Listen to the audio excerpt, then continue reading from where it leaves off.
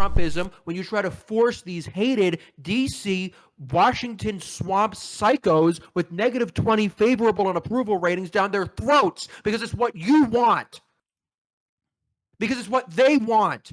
They want this center-right, Dick Cheney, Liz Cheney foreign policy. They want these wars overseas. They want this support for Israel. They want endless war everywhere. They want these endless commitments. They want American hegemony as the sole purpose of the American state. The enemy is broken.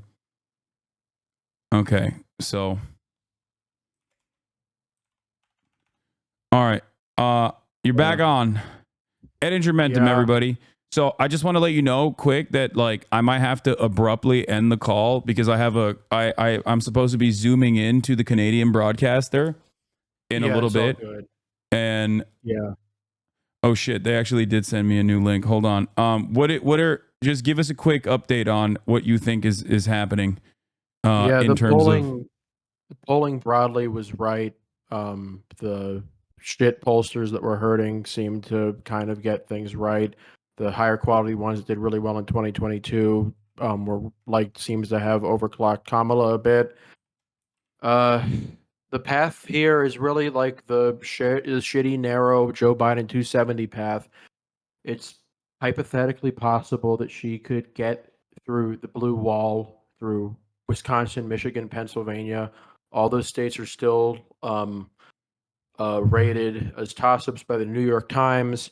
They should be correlated with each other. These are not toss-ups that lean which towards ministers, her, which officials are doing what Michigan, work. They have no. The Michigan is wrong state. My browser fucked up. Oh shit. Okay. I have to run really quickly because they're ready for me, the Canadian broadcaster. But I'm gonna call you back in a second. Okay. For sure. All right. Yeah. Okay, what is going on here? Part of a future Trump administration should Donald Trump win. That relationship has been Hello, can you hear me? with an eye towards the future. Hi, Hello? Hasan. This is Gabby over in radio. Just double checking that you can hear me. Yeah, I can hear you. Yeah. No problem.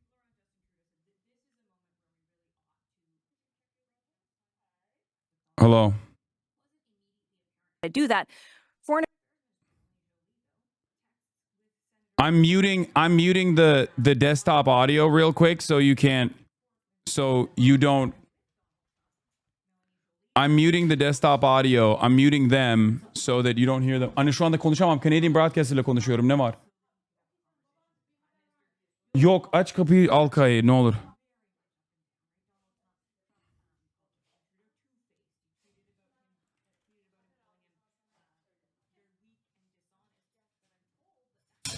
phone call was like two old friends, really very cordial. And we know the relationship has been mercurial. So some of that relationship building is really something that I think people around Justin Trudeau will be leaning on and trying to, they want me to count for them.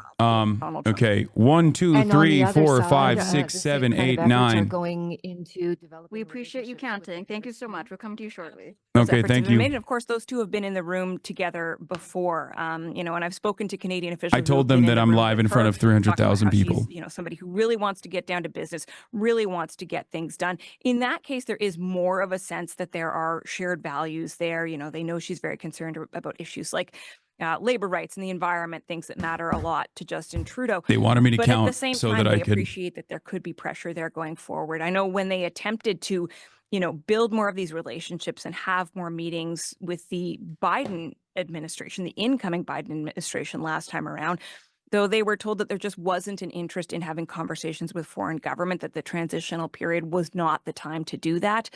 Whoever wins, though, I think, and we have to be honest, particularly if it is Donald Trump, you will see Canadian officials, perhaps it will happen quietly, a lot more of them heading to the United States. This work has been going on for months, this Team Canada approach that was really built during the first Trump administration, but there will be more leaning in as the results are known. Thanks, Catherine. Talk to you soon. Thank you. Well, when we were talking to Noah, the 13-year-old, a little while ago, young people are getting their information in very different ways. And maybe the three of us around the table here do. We're all on some of the social media, but we get it through traditional media. For the most part, But I now want to reach out to someone else who is providing information on a platform that I'm not that familiar with. You may not be either. I don't know. Hasan Piker has been reaching thousands of young people through this election period. He's a left-leaning Twitch streamer with more than 2.7 million followers on the platform. Hasan, I think that 300,000 people are with you now. Is that right? That's right. There's currently 300,000 people watching the live stream and listening to CBC Radio Election Night. Well, hello to all of you. Glad to have you with us, and you as well. Hasan, it's a broad group of people, but what are you and your followers watching most closely tonight? I am locked in on the blue wall, specifically Pennsylvania, Michigan, and Wisconsin tonight. That is what I've been paying close attention to this entire time. I think the race is going to hinge on that. For the Canadians out there who don't know, we have a very weird system called the Electoral College. It's quite undemocratic, as a matter of fact. And these are the 3 states that Kamala Harris must win in order to secure a victory in the general election. She has to win these states to go over the 270 barrier. You are reaching tens of thousands of young people. So a lot of Gen Z, or Gen Z, as we say up here in Canada, Gen Alpha. These are groups that politicians of all stripes are trying to get to listen to them, trying to reach. What do you think politicians are missing in their efforts to reach young people? I think politicians everywhere, specifically in the Western world, are not really addressing a lot of the material inequalities and the harms that the younger generations are facing. I think that I speak for a lot of people when I say that if you're under the age of 35, the likelihood that you will retire at a reasonable age has become basically a dream. It's not going to happen. The likelihood that you'll ever own a home is seemingly also impossible. And I think that there's a major crisis there that no one seems to want to address.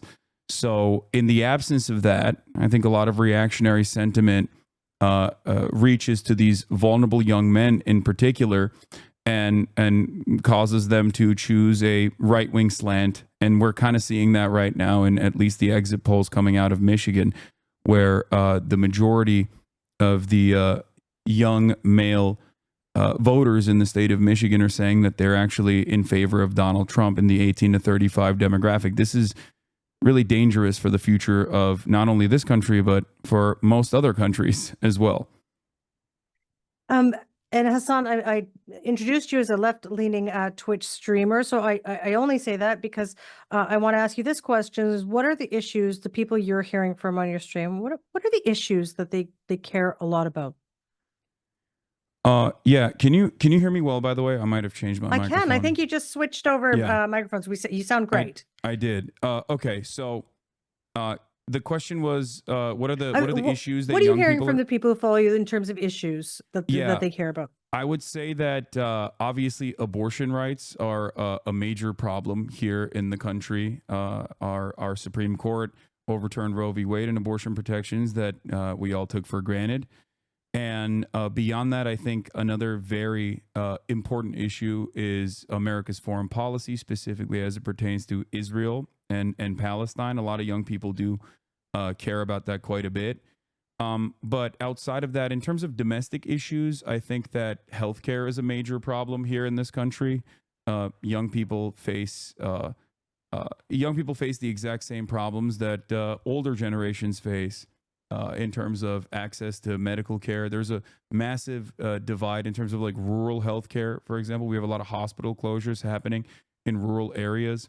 And beyond that, we obviously still have an insane thing called medical debt in this country. And I think that's all because of private interests. And this is something that young people definitely care about. We have a crisis in terms of inflation.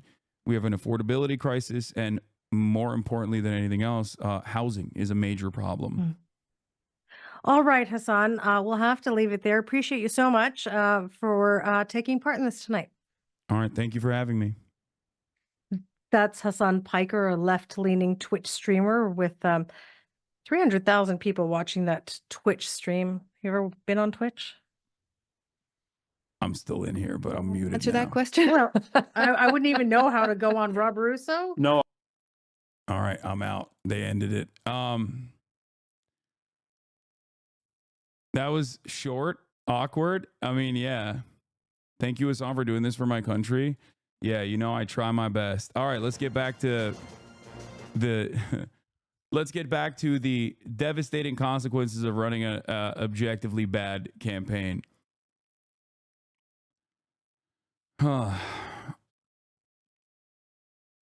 It wasn't awkward at all. I don't think it was awkward. I think chatters will consider it to be awkward because, you know, you just have to be short, clear, concise. Mic swap back. You're quiet. What do you mean? No, this is the microphone I was using. Oh no, did that thing happen where my microphone is now quieter than it was before? Oh no. I wonder if volume went down when you switched. Fuck. That literally is okay, I brought it up. I brought the gain up. Hopefully it'll fix itself. All right. No, they're fucking lying. I don't think anything changed. I think I'm looking at the audio levels. It is changing. So here it is. The Biden headwind hurting Harris tonight. Biden's approval rating 38.5%. Disapproval 56.3%. Seems to me like maybe she should have separated herself further from Joseph Robinette Brandon, the person that she replaced. The person that she replaced, remember, was as in there was such a major problem. There was such a major issue originally with Biden that Biden had to unceremoniously drop out and have Kamala Harris replace Windows sound suppression when joining calls. Yeah, I think that's what happened. Anyway, it doesn't matter. You signed it tinny at first, but then switched and was all good. Appreciate you not mincing word. A lot of issues are shared between the countries. They had to get rid of you after you mentioned Palestine? No. Michigan is leading Trump now. I mean, if Pennsylvania is gone, then Michigan is gone too. I would doubt a system where like she ends up fucking. I doubt that she loses Pennsylvania and then keeps Michigan as well. CBC is very anti-Palestine. Okay, well, who knows? PA 3.1 to 2.8 are now. Kamala lost his election when she said she wouldn't have changed a single thing over the last 4 years.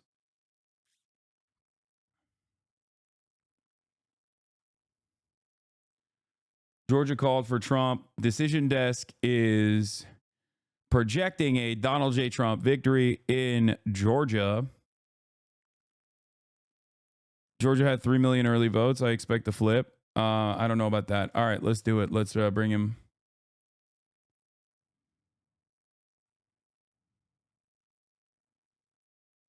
Let's bring in ettingermentum real quick. Let's call him back up. Now that I talked to the communist nation of Canada.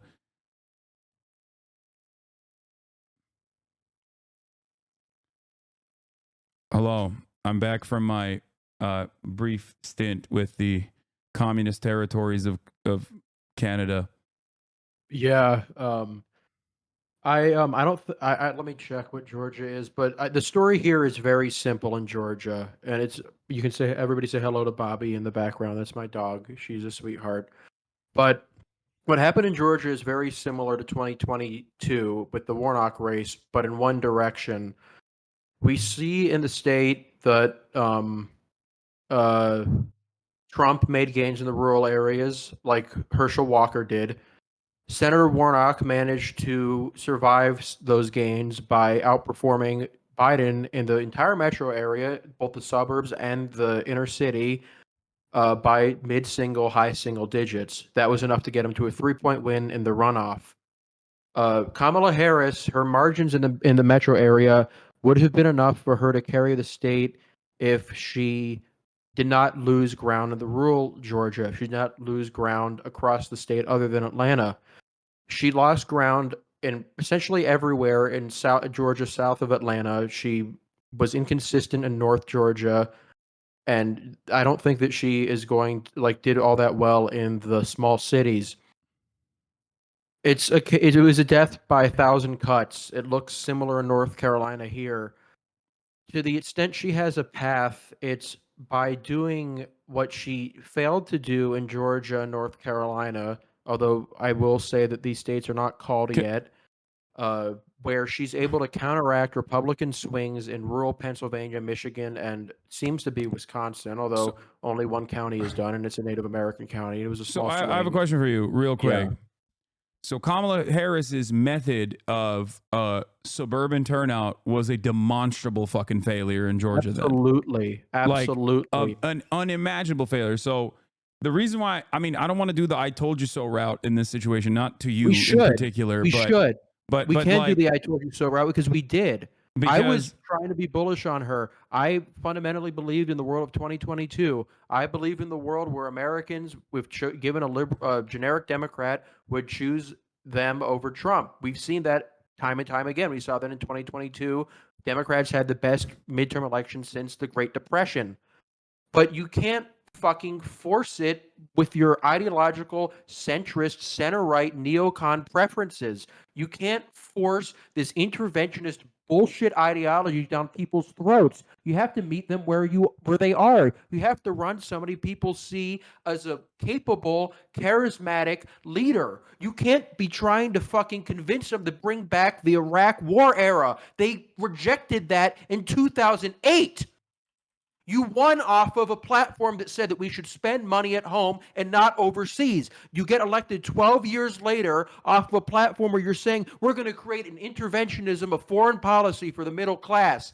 Meet people where they are. They've clearly rejected you. Before Biden, who was the Senate Foreign Relations Committee who spearheaded the Iraq War resolution at the objection of every single Democrat who was around from the Kennedy era, they were every single president since 2004, when Bush barely won after 9/11, ran on an anti-interventionist platform. Obama ran out of pulling out of wars. Donald Obama Trump in 2012 ran out of not going to war with Russia. Donald Trump in literally in 2016 Donald Trump in being 2016 a hawk. ran to the fucking left of Hillary Clinton, presenting himself as a peaceful dove to the Hillary Clinton's warmongering ways. This was massively beneficial in making him look like He was a seen as moderate. a moderate. Yes. He was seen as a moderate. He was widely seen as a moderate. And the reason why Democrats came back in 2018, 2020, 2022, winning nearly every single state that matters, often by landslide margins, between 2016 and 2024, Democrats had not lost a meaningful statewide race in Pennsylvania. They had not lost a single statewide race in Michigan. They had not lost practically any meaningful statewide races in Wisconsin besides 2022 when an incumbent, Ron Johnson, barely won against a leftist Mandela Barnes. They won both Senate seats in Georgia. They won the governor's race in North Carolina. They won both Senate seats in Arizona, both Senate seats in Nevada, the governor's race in Arizona. Their mainstream liberalism is a formula that wins when you run somebody who is seen as capable and competent. Americans don't want Trumpism. They rejected Trumpism for nearly a decade straight. But you can't beat Trumpism when you try to force these hated DC, Washington swamp psychos with negative 20 favorable and approval ratings down their throats because it's what you want. Because it's what they want. They want this center-right, Dick Cheney, Liz Cheney foreign policy. They want these wars overseas. They want this support for Israel. They want endless war everywhere. They want these endless commitments. They want American hegemony as the sole purpose of the American state. It's an ideology that has been rejected time and time and time again. And they can't get over it. And they're throwing us all off into the fucking abyss because they can't get over it.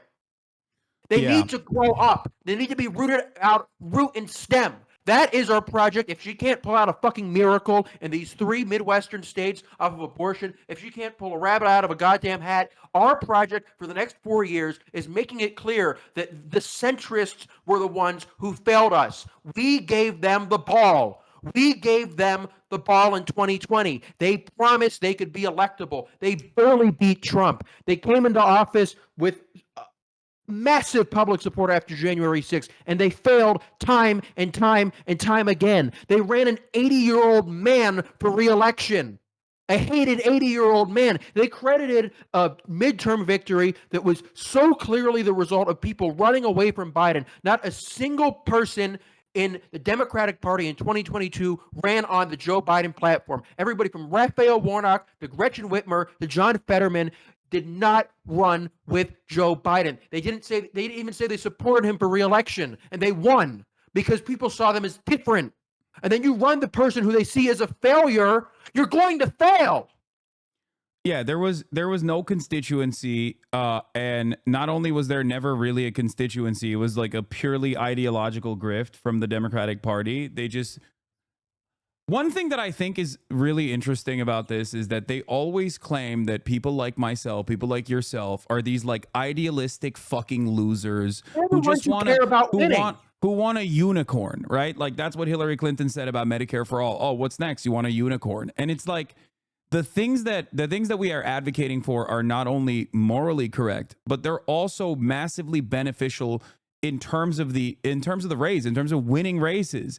Even if you are not genuinely interested in pushing the needle towards like a more just society, towards expansion of Medicare in a very significant way, not like at-home care or whatever the fuck focus tested shit that Kamala Harris was pushing for, like focus grouped shitty fucking things. Even if that wasn't the case, like even if you weren't going to do that, like you couldn't even fucking lie about it, which blows my goddamn mind. Like at least fucking lie about it. And the fact that they chose not to even do that, the fact that they chose not to even dignify the base of support with lies to get them excited at the prospect like Barack Obama did in 2008 is genuinely shocking. We are not the idealists here. We are the pragmatists. Centrists, yes, we are pragmatic. They are the fucking idealists. They are the ideologues. They are the people doing what they accuse the left of, where they prioritize their bullshit ideological crusades over pragmatic winning and stopping fascism. These people prioritized their stupid fucking neocon bullshit over actually doing what needed to be done. Yeah, they prioritized it at every fucking turn. We also have some more damning news from David Day, and House is starting to slip away from the Dems. This result in what was considered a safe seat in Illinois is the big shocker so far, with Joshua Lloyd with 72% of the votes in. The Republican candidate is clobbering Nikki Budzinski. Yeah, even the hope that existed under Biden that there would be some degree of separation between a generic liberal, someone like Bob Casey or Tammy Baldwin or any of these House members who won in 2022, they would be like separated from the Biden administration, something that made sense in theory, did not work in this high turnout electorate. When you have these low information voters, these low engagement voters, the kinds of voters who only show up every 4 years for presidential races and don't show up in special elections and runoffs and all these other races, when you have these voters showing up here, they just see the Democrat on the ticket as one and the same with his administration that they despise. Yeah, but listen, you want to know what the silver lining in all of this is? Kamala Harris wanted to appoint a Republican to her cabinet, and honestly, now it's going to be all Republicans, and it seems like Democrats love that shit. So yeah, they'll be fine. You're happy. You wanted Liz Cheney running the CIA. You're going to get more than enough of that. Yeah. The thing is with this, after 2016 was a legitimate upset. 2016 was something that was truly surprising. We didn't see it coming.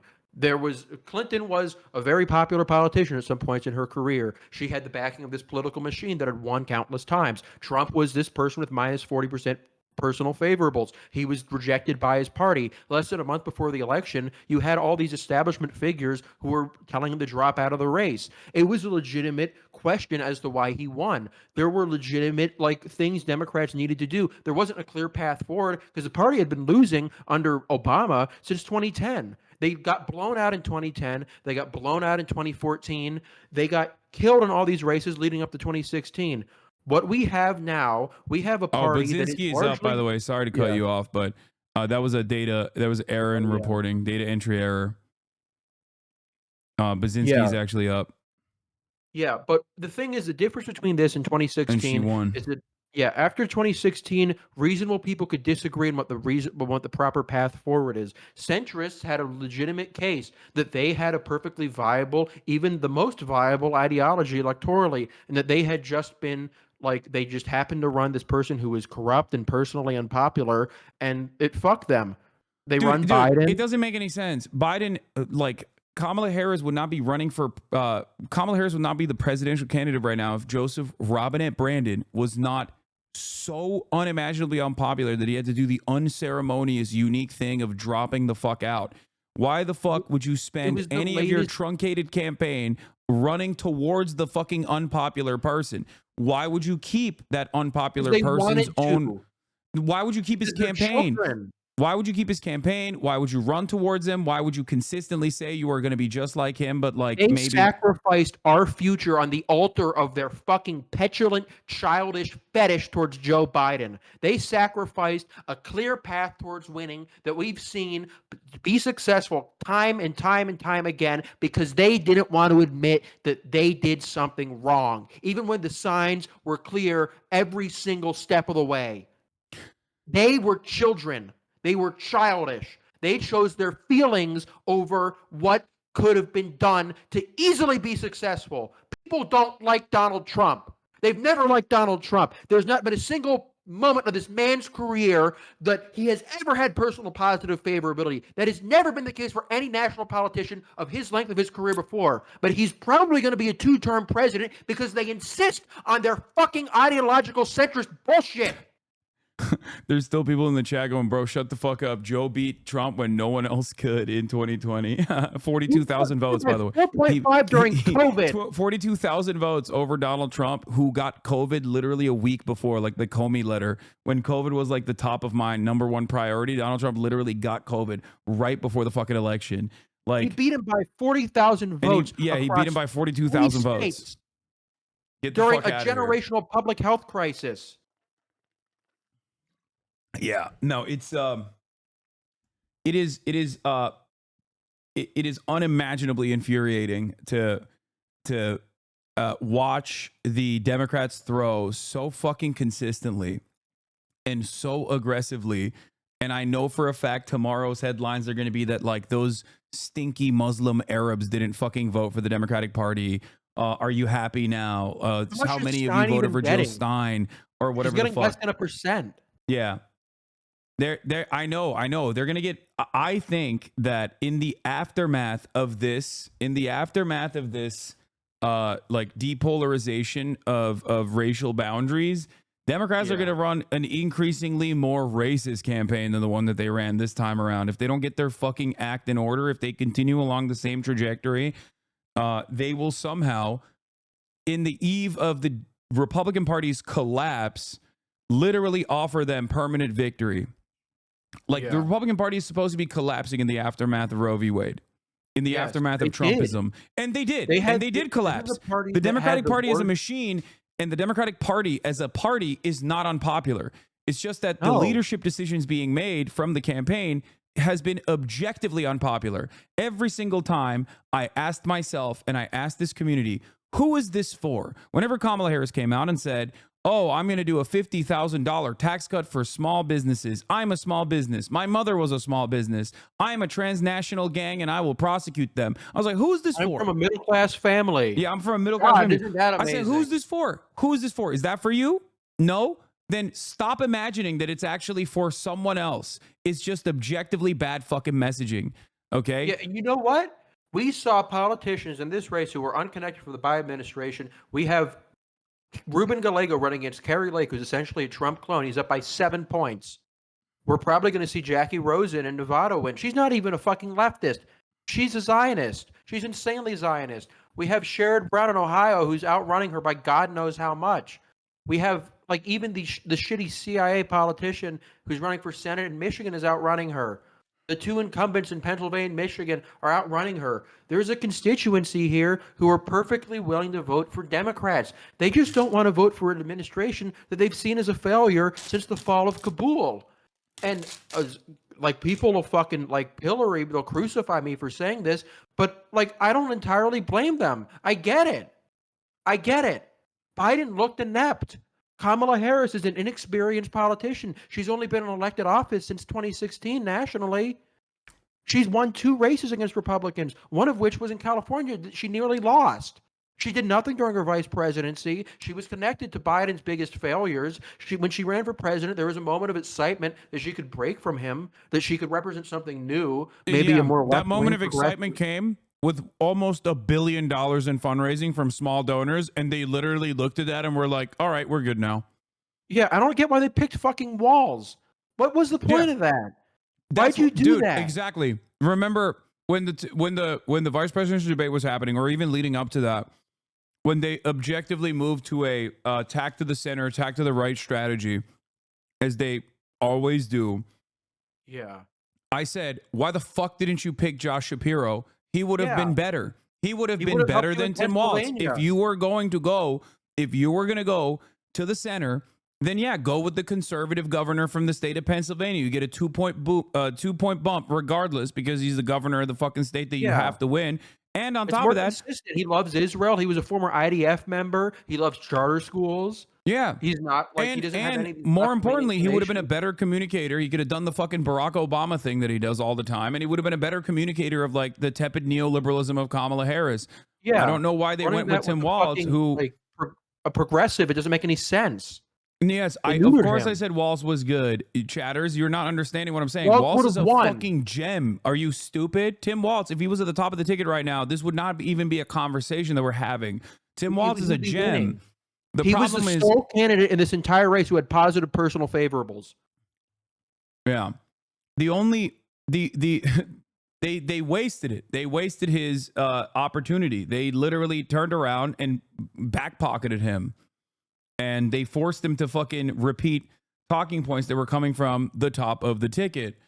And yeah, you can. I said it time and time again. Tim Walz, when he talks about like giving people health care, when he talks about housing, you can see how hard he pops off. When he talks about like, you know, Israel's first strike policy against Iran, he's like, he sounds like a fucking asshole in a suit, just like everyone else. Josh Shapiro at least would have been a more charismatic facilitator of that kind of thing. Yeah. He literally would have done Josh a better Shapiro job would've than Tim won. Walz to be like, yeah, I would love to fucking nuke Iran, or I would love to have a muscular border policy. Tim Walz sucked at that. I wouldn't like I'm not too fucking proud. I'm not going to say some bullshit like you have to run a fucking socialist in every election to win. You just have to run somebody who looks competent. Josh Shapiro won in Pennsylvania against a Trump toady by 15 points. This isn't complicated. We don't need like some fucking magic sauce. We just need somebody who's capable of like looking like they can govern the country. Not this fucking old man, 81-year-old failure who's been in Washington since the Nixon administration. Not his unqualified running mate who's done nothing and nobody knows and refused to make a clear profile for herself. I don't care about that. Like Kamala Harris being a blank slate is not necessarily an issue when generic Democrats were like outperforming Joe Biden by 28 points. Kamala Harris is the generic Democrat. The problem is, but as a generic Democrat, she had a fucking blank slate. She had a blank slate, and instead of instead of messaging specifically to specifically communicating a direct fissure between her and the administration that she was a part of, whether it be on Gaza or even on immigration, or even like expanding on the former accomplishments of the prior administration and saying we've done a lot, but we have so much more to do, and this is what I'm going to do, and talk about like expanding fucking Medicare or something. Medicare for all. The thing she endorsed. I know. Medicare for all would have been an absolute banger. She wouldn't have looked like a fucking flip-flopper from 2019 when everyone was trying to be woke and radical and progressive instead of running away from all of those messages. But even if she's not going to do that, at least say at least do the Sherrod Brown thing. Say you're going to lower the Medicare age to 55. That's radical enough for a lot of Americans to fucking get mad at you. But enough of a difference. It's a meaningful enough difference from your shitty policy, your shitty administration. It's so frustrating because I would love to say that this is because they weren't left-wing enough. I would love to say they just have to endorse all of my own personal policies. They just have to back what I like and what I personally back, and they'd be A-okay. But it's not that. It's not that complicated. It's not that elaborate or that, like, esoteric. This is a very easy opposition. It's an opposition that had lost for nearly a decade. They had only managed to win against incredibly unpopular DC-aligned Democrats, and lo and behold, that's exactly what you gave them for the third time in a row. You barely lost the first time you did it, barely won the second time. Now you're probably going to lose like by more the third time. It's not rocket science. It's not complicated. They just refuse to acknowledge the reality staring them in the face. All right. So the question is it JOEVER? Also, the Senate is officially flipped. Sherrod Brown, speaking of Sherrod Brown, has lost to fucking Bernie Moreno. Didn't need to happen. Probably is going to outrun her by a shit ton. Bernie fucking Moreno, dude. The Bernie DL Moreno. car dealer who's done every form of fraud on planet Earth. And also a closeted gay man. Yes, I said now DL Moreno. Yeah. DL Vance. Yeah, he is a closeted gay man who was like super pro gay rights, and then immediately, as soon as he fucking flipped over to the Republican side, became like an anti-trans nutter.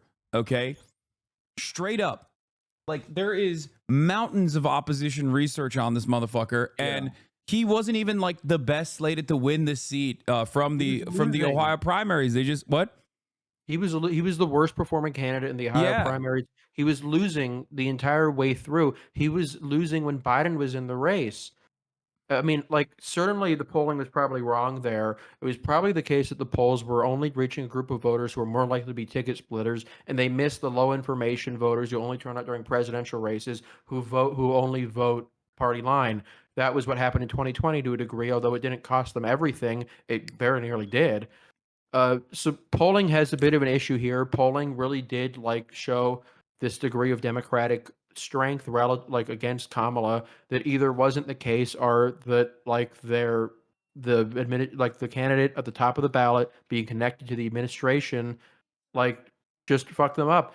The question now at this point is if Baldwin and Casey can win. That's not a guarantee. And we need them to, like at this point it's like are Democrats in a position to maybe like possibly win back the Senate in 2026? Because if Kamala can't pull a rabbit out of the hat here, like Trump is gonna like he like if he wins, he's gonna have the Senate. He's gonna be able to replace Alito and Thomas with his own people. Like the contradictions have been completely heightened here. There is no possibility of a traditional reform through the system. We're not going to be able to like just like bide our time and win every election for the next 10 years and hope things fall into place. We're going to need radical court reform if there's going to be anything done. We're going to need some like really, really like a huge reform of the DNC that's put together like so they can actually like appeal to people instead of trying to prioritize their Cheneyite crusades over everything else that's going on. Like I hope that I wish there could be a middle ground. I really did. I thought there maybe could be a middle ground, but like there just wasn't.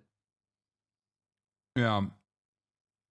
But it's Nate nothing Cohn, for the first time know. tonight. Nate Cohn says, for the first time tonight, we consider Trump likely to win the presidency. He's an advantage in each Pennsylvania, Michigan, and Wisconsin to win.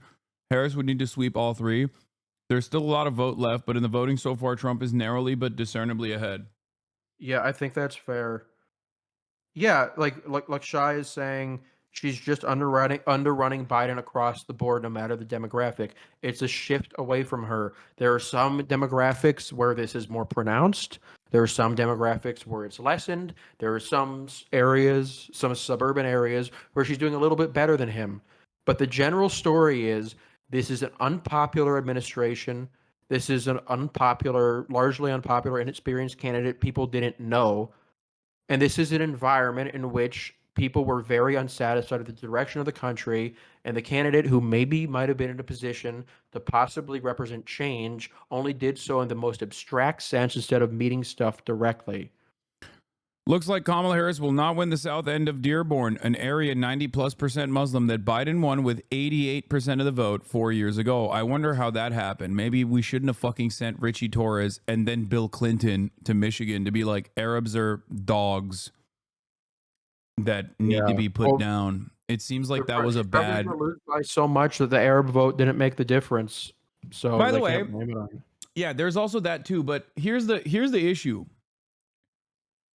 It's not like this is fucking hindsight. You know, this is foresight. This is just sight. Like, these are all of the specific things that We've known we this since yelled about for 2016. years, but especially more importantly in this last election cycle. It was just like, and everybody kept telling me I'm fucking wrong. Everybody was like, no, you don't understand. They have a method to this madness. Like, there's adults in the room. I'm sure they know better. And I kept saying, like, in 2016, they didn't know better. Yeah, I wrote like in April 2023, before Biden announced his campaign, that 2022 put them in a good position to win, but this administration and Joe Biden in particular was just so unpopular and toxic that I think the West Coast just came in. The polls just closed in California and Washington. Adam Schiff is going to be the new senator. I know. Whoop-de-doo. I can't wait. I voted for him on stream, and I was like, this motherfucker is gonna put me in jail one day when like Chuck Schumer's anti-Semitism bill comes into effect if the Democrats win. But now he can still vote to put me in jail as a Democrat after I voted for him. God, they're gonna have the fucking Senate, the lame duck Biden administration with the Senate majority, and with the President-elect Trump, and they use that time to pass the anti-Semitism bill. That's a perfect end to all this. God, it's just not. You shouldn't have run a 78-year-old man. Shouldn't have run a 78-year-old man who was wrong on every single policy position and for his entire life. It just doesn't work out. Yeah, the I Can't told win you with so that. it just rings so fucking hollow because I just know that the Democrats are probably actively strategizing on how to fucking create a tailor-made message as to why like somehow I was responsible and people like me were responsible for them fucking losing. Oh, yeah. Yeah, Good stuff. this was like it felt like compelling and new, like fucking like 8 years ago. Like, oh my God, you guys won under Obama twice, but it turns out centrism actually isn't good. What an amazing concept. Who could have ever thought? God, he's gonna probably win the popular vote. Oh, yeah, I mean that was I said that was likely regardless. But I still thought that like the fucking suburb vote would be holding through.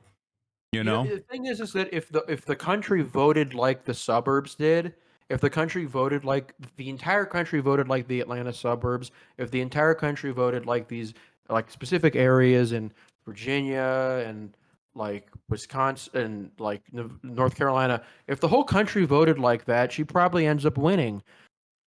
The thing is, the country just didn't end up voting like that. The country didn't do that. The country didn't like there was everywhere besides the suburbs moved away from 2020. Everywhere besides the suburbs moved to the right. The rural areas, the urban areas, New York, everything from New York City to fucking like rural Indiana and Kentucky, like moved to the right. And if you're not putting up like massive margins that like and it counteract that, which she didn't do, you're not going to win. You can't win. You can't win with that. And now we're Yeah. probably in a situation where Trump's going to win all the 7 swing states. Polymarket was right. Like, God, the polling was right. Guess we can go forward like fucking worshiping Atlas Intel. Okay, I don't give a fuck about the pollsters and how correct they were. I don't care that they were correct in their analysis because regardless of what they were saying, there's still a likelihood that they also predicted that this was a close enough race where Kamala Harris could still win the Electoral College. And I right think now that's it's just fair. looking increasingly less likely directly as a consequence of like how horrible she's performing in the areas that she was supposed to be performing in. I don't think it's going to be able to make up with the mail-in voters. No, not election day voters, whatever. Like it's death by 1,000 cuts. Like just looking at Georgia, she did like relatively okay in the Atlanta area, but just like you can't survive the rest of the entire state moving away from you by as much as it does.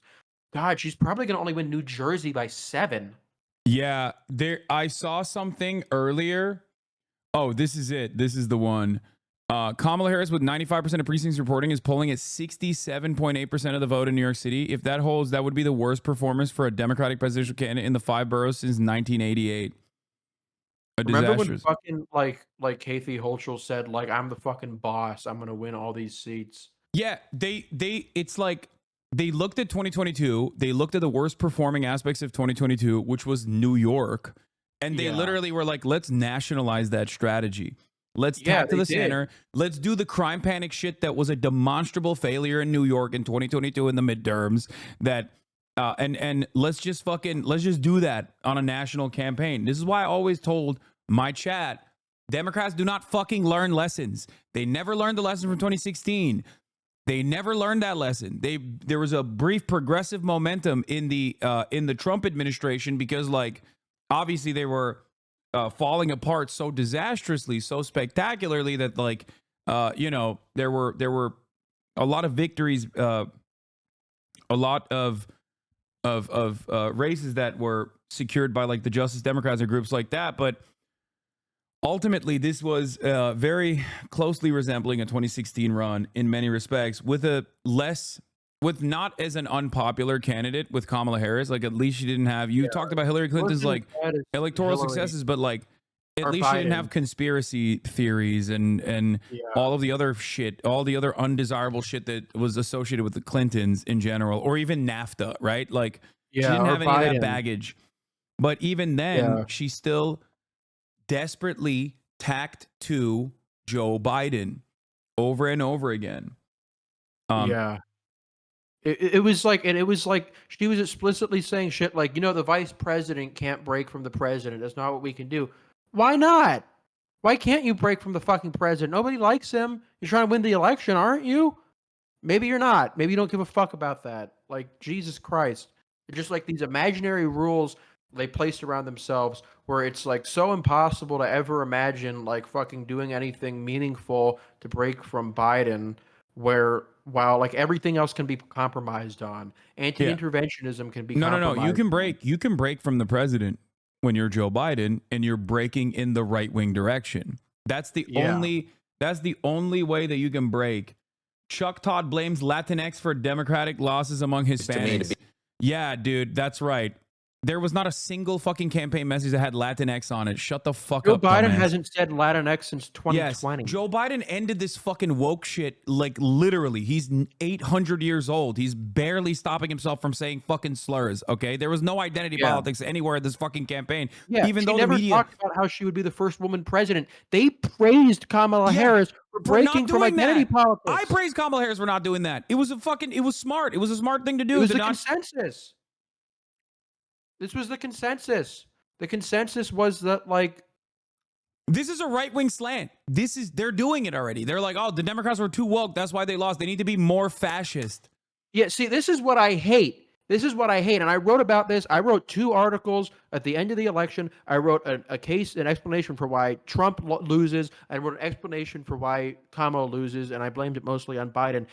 Every time there's a result, people always say shit like this. If Kamala won, they would have been saying shit like, oh, she won because she broke from wokeism and she was so fucking smart to do that. But now that she loses, like, fucking, like, it's because she was too woke. You can't win. You can't fucking win. We did what you guys wanted to do since 2020.